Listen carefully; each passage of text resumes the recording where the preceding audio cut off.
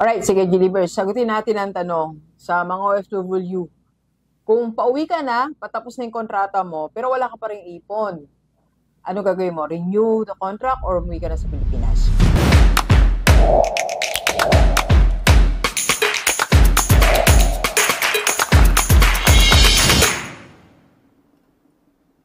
Ito payo ni Rockstar. Kailangan magkaroon ka muna ng assessment. Assessment, bakit hindi tayo nakaipon? You have to know the reason. Kasi kung yung reason, meron pa tayong magagawa para ituwid yun, pwede kang mag-renew ng contract. Pero kung yung reason, ayaw mong galawin, ayaw mong maksyon, ayaw mong kumilos, umuwi ka na sa Pilipinas. Alright? So, bakit ganun do? Ito kasi yan. So, isa sa mga dahilan, ito pag tinanong mo, halimbawa, nag-evaluate ka ngayon, bakit nga ba hindi ako nakaipon? Nakadalawang kontrata na ako sa abroad. Meron kasing dalawang possible reasons yan. Bakit hindi tayo nakaipon, hindi tayo nakabayad ng utang natin, nakadalawang kontrata na tayo. Two things. First, na-realize mo ba, or during your assessment, di ba, ito ang sumampal na reality sa atin? Alright? Ano yun, Dok? Yung iniwan mo dito sa Pilipinas, nag-angat ng lifestyle. Yes. Di ba nung nandito ka pa sa Pilipinas, alam mo naman ang sweldo mo ay, let's say, 50,000. 50,000 pesos. And sa 50,000 pesos na yan, nung nandito ka pa, habang kinukompute mo ng asawa mo, o yung mga kapatid mo, parents mo, sakto, di ba? Meron ka pa nga matitirang 5,000 eh. Pero bakit nung nag-abroad ka, naging kulang? Alam mo kung bakit? Nag-angat kasi ng lifestyle ang asawa mo. Nag-angat ng lifestyle yung magulang mo. Nag-angat ng lifestyle mga kapatid mo. Nag-angat ng lifestyle ang mga anak mo. Sumabay sila. Nung paglipad ng eroplano mo, paglipad ng lifestyle nila. So, ending, yung kinumpute mong expenses dito na 30,000 dapat kasya na, hindi na siya umubra. Kaya yung dapat pambayad ng utang, pinang lifestyle ng pamilya mo dito sa Pilipinas.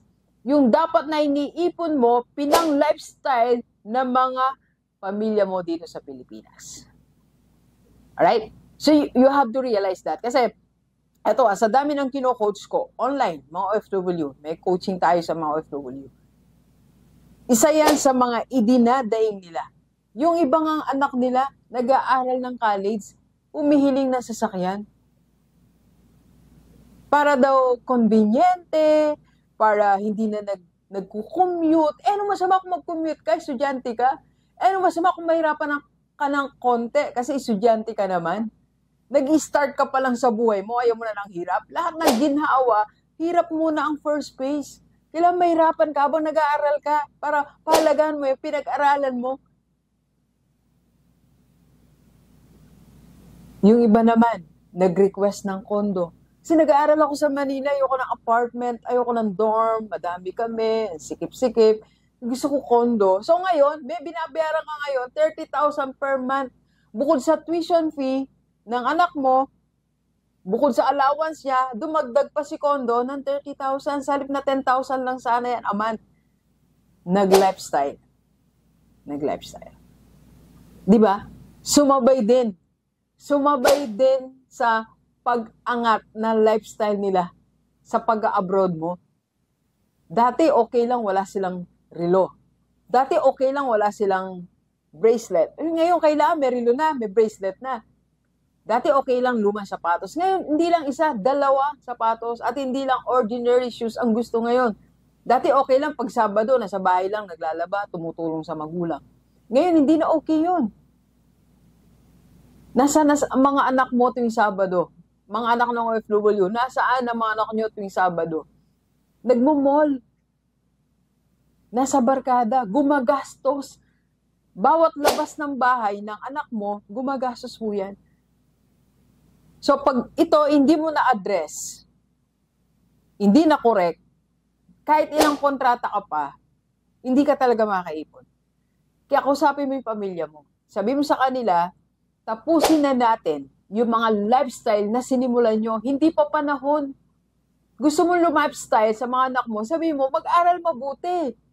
para makapagtrabaho o makapagnegosyo at pag kumikita na, mag-lifestyle sila ng mag-lifestyle. Okay? First reason. Second reason. Pero bago yan, magkape muna tayo. Kape po tayo. Second reason. Napansin mo ba? Kaya hindi tayo nakakabayad ng utang. Kaya hindi ka nakakaipon. Kasi, meron ka sinimulang ipinundar dito sa Pilipinas na naging dahilan para gumastos ka monthly. At nagkanda utang-utang ka. Halimbawa, nagsimula ng maliit na negosyo kasi nag-request yung asawa mo yung anak mo, yung kapatid mo. Magnegosyo tayo ng ganito. Hindi mo alam, yung negosyo na yon pinuhunanan mo ng labi na natin 50,000. Monthly, kailangan mo na ngayon magpasweldo. Monthly, kailangan mo na ngayon magbayad ng bills. Monthly, kailangan mo na ngayon magbayad ng narerentahan. Monthly, kailangan mo na bumili ng inventory or ng stocks. Napansin mo ba? Naging additional expenses sa'yo yung ipinundar mo. Parang dialogue yan ng isa sa mga kinotes ko sa OFW. Sabi niya, Dok, nahalata ko lang. Kasi ayaw niya i-discuss sa asawa niya eh. Baka mag-away, alam mo naman, di ba? Sensitive, sensitive issues, pinag-awayan talaga yan. Sabi niya, Dok, sabi nung asawa ko, magpunta kami ng tindahan, mini grocery, para noon makatulong sa amin. Pero alam mo, napansin niya, nagpapadala siya buwan-buwan 20,000 kasi kulang yung kinikita o benta dun sa gastos nung mini grocery niya, pinatayo niya. Ending, nagkaroon siya ng additional expenses ng 20,000, sa halip na magkaroon siya ng additional income. Isang halimbawa lang yan, ha? Pangalawang halimbawa, nagpundar ka dito sa Pilipinas. Nagpabili na sa sasakyan yung pamilya mo. Sabi nila, pang negosyo natin to o paparentahan natin para kumita. Van. Van na lang. Common example. Bumili ka ngayon ng van. Kasi na-expect mo, explanation ng pamilya mo sa Pilipinas, may magre-rent dyan, di ba? Tapos yung renta, yun yung pambabayad nila. Pero ending, may renta pero walang nire-remit sa'yo. At ang masakit, nagkaroon ka ngayon ng monthly obligations to pay 35,000 or 20,000 or 25,000 dun sa van na alam mo, in-expect mo, pinag-usapan nyo, kikita siya dapat. Pero hindi siya kumita. So yung pinundar mo, naging gastusin mo pa rin. Halimbawa, nagpuntar ka ng lote. Kasi yung lote na yan, alam mo, paparentahan o tatamnan o gagamitin pang negosyo. Ending, hindi na-cultivate ng pamilya mo. Hindi man naayos. So, nagbabayad ka pa ngayon na maglilinis monthly, nagbabayad ka pa ngayon, nagbabantay monthly. Nagkaroon ka pa ng additional expenses. Pinapabakura mo pa siya, pinapabantayan mo siya. Ngayon, gumagastos ka pa. Yung pinundar mo, akala mo, kikita ka, naging gastos. At marami pang iba. Kaya sa mga OFW, pag ito, hindi mo na naayos. Yung mga pinundar mo, kung anong purpose, sabi mo sa pamilya mo, ibumalik tayo sa purpose, ba't natin binili yung bagay na yan? Okay? Para nun, makapag-decide ka kung mag-stay ka na ba sa Pilipinas o re-renew ka pa ng kontrata. Pag itong dalawa na to binanggit ko, hindi mo na bago. Magre-renew ka uli ng kontrata that you will have the same results. Kaya kung hindi mo kaya kausapin ng pamilya mo, para sa akin umuwi ka na dito sa Pilipinas. Yung pinundar mo na ginagastusan mo, pagyamanin mo dito sa Pilipinas, baka pag ikaw yung nag-manage, kumita yung negosyo mo.